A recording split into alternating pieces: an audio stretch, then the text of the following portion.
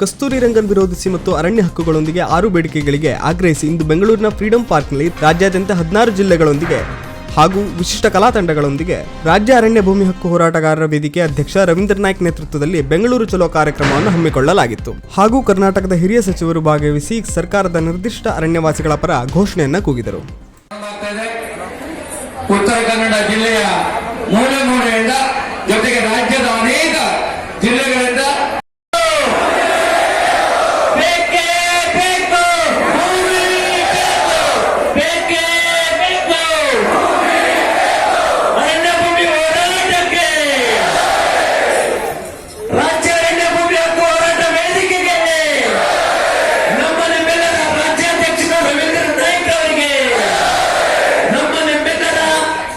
ನಾಯಕ ಸತತ 33 ವರ್ಷಗಳಿಂದ ರೈತರ ಪರವಾಗಿರ್ತಕ್ಕಂಥ ರವೀಂದ್ರ ನಾಯ್ಕ್ ಅವರಿಗೆ ಬೇಕೇ ಬೇಕು, ಬೇಕೇ ಬೇಕು,